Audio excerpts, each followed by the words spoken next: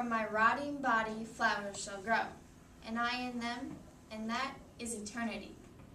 While Edward Munch was clearly very comfortable with the dust to dust, ashes to ashes reality, for some people, the human body holds no value after death.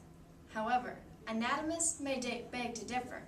For some, death is just the beginning of life as a human cadaver. But what does being a cadaver entail? There must be more to life as a human corpse. So let us dig into the cold, pale world of the cadaver by first examining the birth of the cadaver. Then we'll take a trip to a farm known for its unusual guests. And finally, we'll dismember the application of the cadaver in the medical field today. From the earliest efforts of ancient Egyptians to distinguish individual organs, cadavers have played a key role in history. For 2,000 years, cadavers, some willingly and some unknowingly, have been involved in science's boldest strides and weirdest undertakings.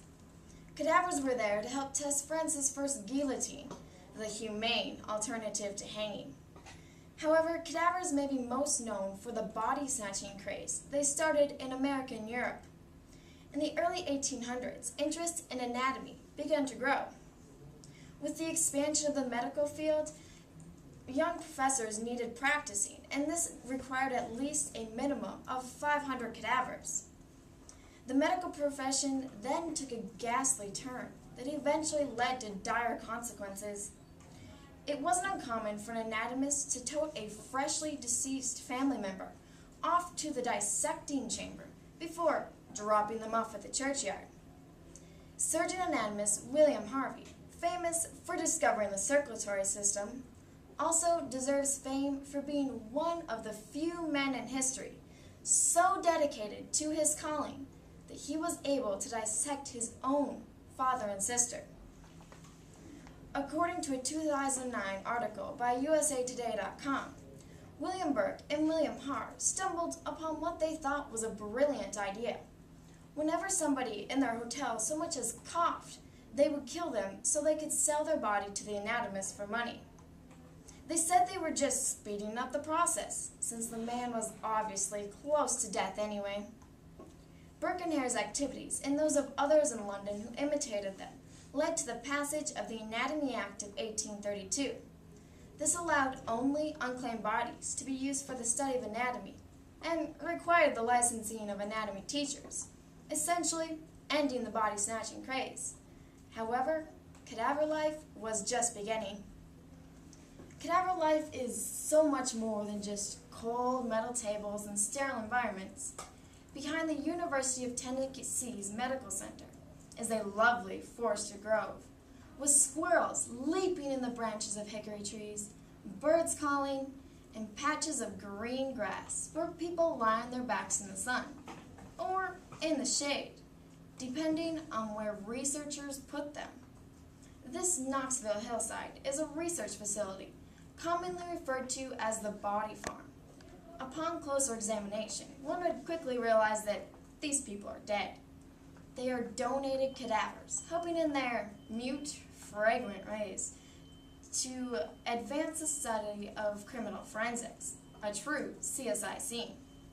According to the university's website, the body farm has over 650 skeletons scattered across 2.5 acres of Knoxville.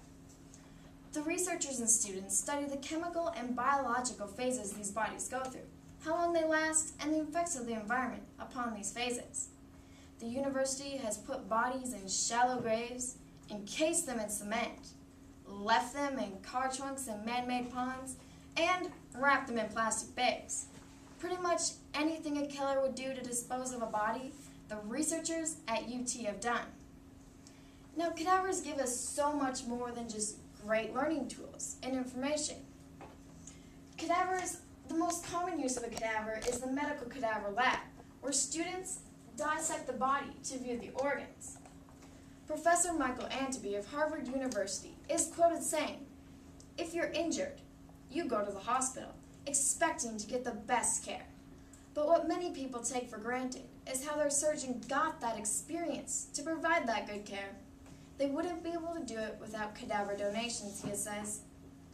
Living cadavers can also donate organs, which in turn can save people's lives.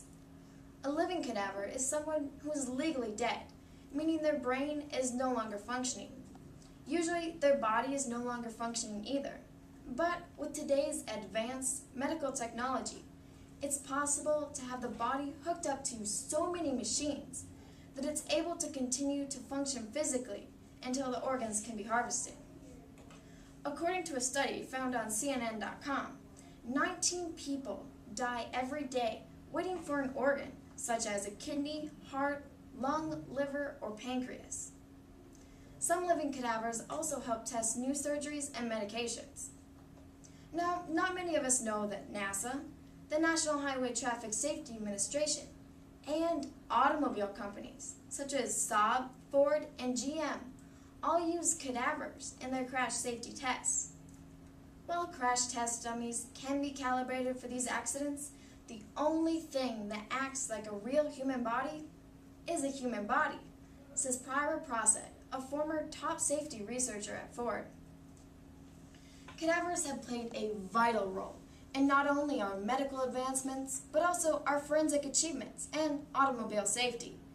Their haunted history of grave robbing and body snatching has given us valuable insight into the medical field, with discoveries such as the circulatory system. We visited Knoxville, where the acts of criminal minds are unraveled, and we explored the improvements to the medical fields with organ donation and the internal anatomy of the human body.